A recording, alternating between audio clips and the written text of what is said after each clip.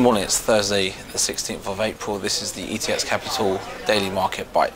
Asian stocks rallied along with global indices as the US dollar took a more defensive approach and dropped off slightly in the overnight session. US stocks closed higher on Wednesday, fueled by gains in oil companies and also speculation in the upcoming first quarter earnings, which might not be as weak as previously thought. We had the Dow up 75 points, closing out 181.12.61.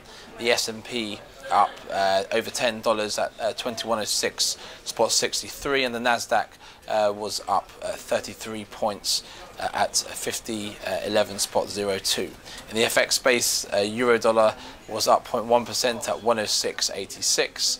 The cable's currently at 148.29, lows of 147 yesterday and highs of 148.53.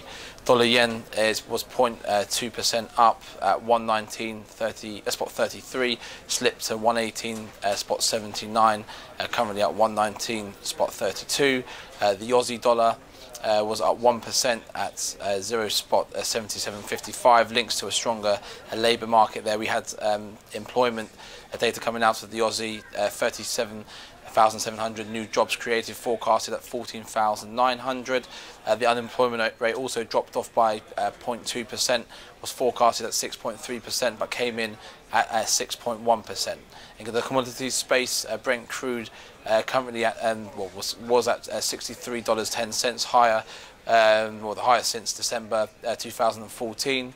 US crude up 0.1% at 56.44, actually rose 6% on Wednesday. In the equities space, BP, in terms of an administrator overseeing a BP PLC fund to compensate people and businesses claiming they were harmed by the 2010 Gulf of Mexico oil spill, said on Wednesday that more than $5 billion has been paid out.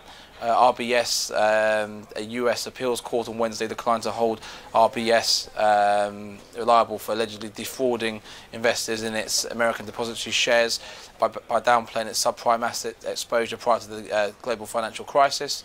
Debenhams also, they had strong half-year profits, pre-tax profit of £88.9 million, so that's a rise of 4.3%, mainly due to growth in online sales.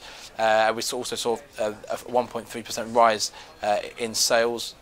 Unilever's first quarter profits were also better than expected. Underlying sales was up 2.8% in the quarter, not accounting for currency moves, acquisitions and disposals. So interesting there. In terms of the data today, so we've had the Aussie unemployment rate as well as employment change. At 1:30 we've got the US building permits coming out, as well as unemployment claims and housing starts, and then at 3 o'clock we've got the Philly Fed manufacturing index forecasted at 6.5%, so 6.5 was previously 5.